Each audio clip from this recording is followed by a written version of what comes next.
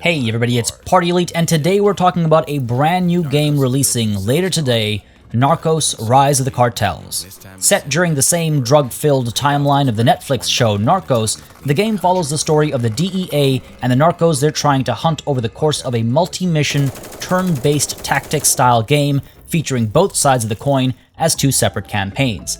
Yes, that's just a longer way of saying it's an XCOM-style turn-based tactics game. Now before I get any further, I'd like to let you know that the developers gave me early access to the game so that I could prepare a review and cover the game on the channel.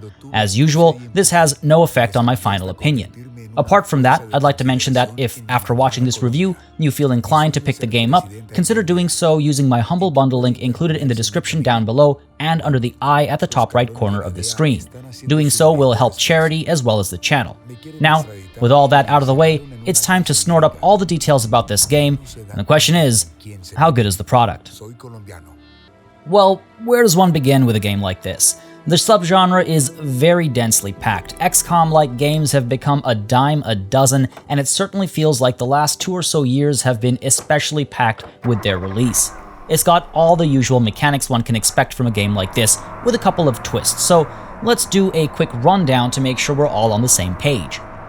Every mission consists of your squad of class-based individuals going against the same on the other side of the field. Turns alternate per individual unit, meaning any one turn will have you activate and use only one of your units, and the same goes for the enemy.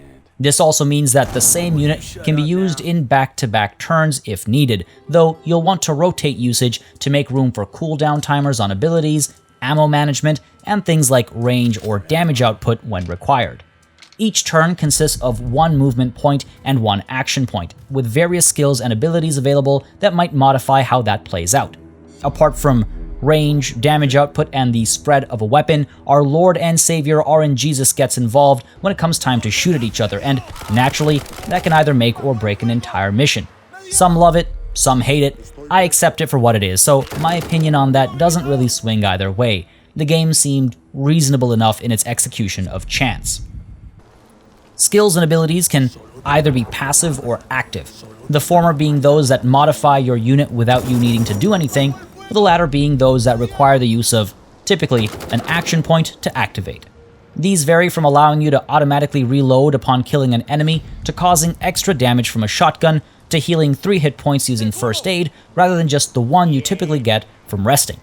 There's a decent variety of skills and abilities to be unlocked, and each character levels up separately as they gain experience, which segues me into our next topic. The strategic layer of the game consists of a war room where you get to look at the map and determine what missions to take on next, while the roster screen allows you to hire new recruits, adjust the current squad that's going to be sent out on the next mission, and level people up if and when needed. When units get injured or killed in action, that is reflected at this strategic level. Injured individuals can't join you until you execute a few missions without them, one for each level of injury they've suffered. Individuals who've been killed in action are, well, they're dead, and you failed them and their families. There's no going back on that, and honestly, I like a good Iron Man-style approach where the stakes are high and risks actually feel like risks. This is especially painful, in a good way, as leveling up units involves waiting for them to succeed in a handful of missions, though you can help them along the way using global experience points that you gain per mission as well. That's a good fallback system that ensures you're not suddenly going to end up with a bunch of lowly grunts should things go horribly sideways. On which note, you'll want to be careful with regards to the risks you take. Hiring new recruits, no matter which of the two campaigns you're playing, costs money, as does taking on missions that, in turn, reward you with more money the more they cost to execute. Some missions are free to execute, and some recruits are cheap to hire, but that's where the balancing act comes in. As far as recruits are concerned, there are only a handful of classes, from lowly police officers or lookouts, depending on which side you're playing as, to the Sicarios, Enforcers, Spec Ops, Search Block, and more, going up the chain of command, right up to the leader characters. The leader characters are main characters from the show. They'll show up every once in a while as hiring options, and they're built to be a bit more special with their abilities and capabilities as well. But remember, they do not have plot armor in the game. So the gameplay loop is simple. Pick a mission from the map screen, either a side mission or a story mission if one is unlocked, execute the mission, gain experience, use said experience to level up over time. As individuals level up, Pick from the randomly generated list of abilities and traits that are presented to ensure you're creating ideal builds for each class. Recruit new recruits if you need to, and then dive back into the next mission with the same or a new squad. Rinse and repeat. Thankfully, there are a few different mission types, from extracting hostages to assassinating high-value targets, to collecting or planting evidence, to the more unique story missions that might have you perform multiple tasks and have certain set pieces made to put you in a rough spot. This applies to either side of the campaign, and I should mention, the Narcos campaign is unlocked about 3 or so missions into the DEA campaign, so you don't have to wait a long time if you want to try the other side out. Unfortunately, another thing that applies to both sides of the campaign are the maps. You're going to see maps repeat themselves, not just between the two campaigns, but also within them. And what's worse, these battle maps are usually exactly the same, though sometimes they'll have completely different deployment zones and even completely different areas of operation.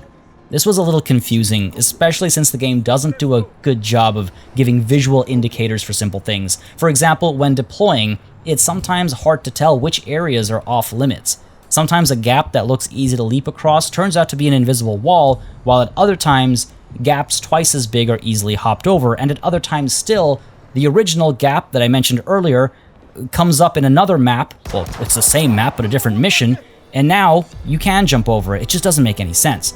Now, cover also doesn't always read as it should either. What looks like it might be high cover is actually mid cover, and sometimes no cover at all, and vice versa. When you're able to figure the maps out, the game does allow for some pretty fun tactical executions. You can set up good flanking opportunities, you can try to bait the enemy out, you can play aggressively to spook them or passively to draw them out. There was some fun to be had in executing these types of maneuvers, and the moments were certainly satisfying. This is especially so because many of the maps have a decent amount of verticality. This allowed for some unpredictability with regards to lines of sight, so when things worked out or when you managed to think 4 steps ahead of the AI to ping your targets, there was definitely a reward to be had. Unfortunately, getting 4 steps ahead of the AI wasn't really that much of a challenge.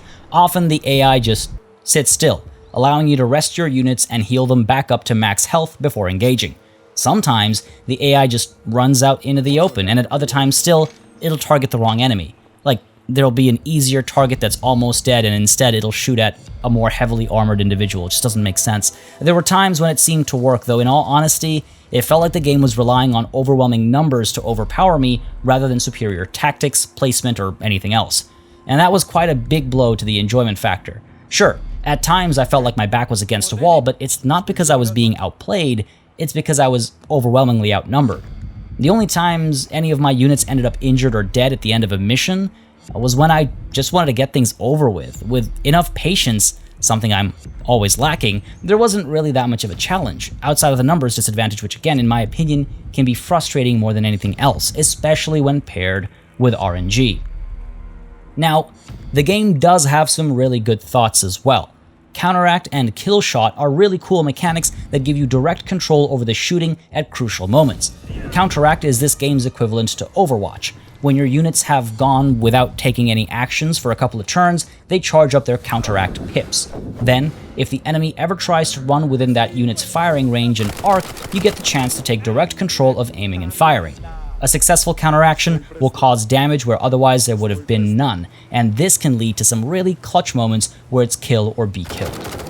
Kill Shot is another similar mechanic, except this one kicks into gear when you're the attacker. If you fire at the enemy and bring them down to 1 bar of health, Kill Shot is activated, allowing you to get that killing blow in, as long as you're able to accurately aim and fire it. As harsh as I've been on the rest of the game, these are both really neat ideas, though even then the execution is a little rough around the edges when the crosshairs randomly twitch to the side as they zoom in, making you miss a clear shot, or when the game makes you think you have a clear shot, except the enemy is hiding behind cover and your bullets can't penetrate said cover even when it's just fabric.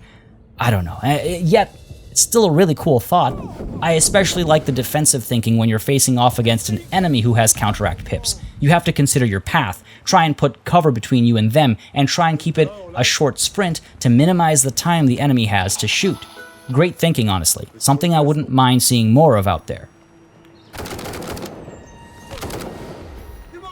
Now, if this review seems a little haphazard, It's because the game certainly feels more than a little haphazard. Now, many of you might already know I like to avoid numerical scores in my reviews. I feel like they're often arbitrary, and they lead to weird comparisons between games. Instead, I try to figure out the value for money, the value for fun, if you will.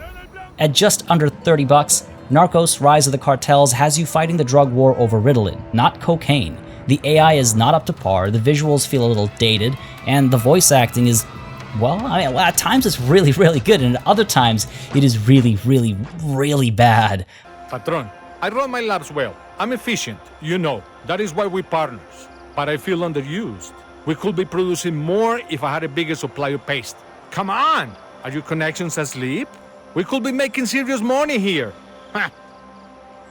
I would prefer to simply read the text than have the voice acting. I'd rather see those resources put in to fix some of the roughness that I'd mentioned previously. The strategic layer, honestly, is just a thin veneer, just something to get some extra clicks in between missions, and that's certainly a missed opportunity since the developers could have capitalized on the concepts of intelligence gathering. There are so many cool and tense moments in the show related to that very topic, and none of it is reflected here. I think my favorite thing to come out of the game is the music, to be frank, and I think most of that is directly from the show, actually. Now, if you're looking for some cheap time killing, or if your Steam wishlist is looking empty, this one is sure worth picking up at, say, $15 or so.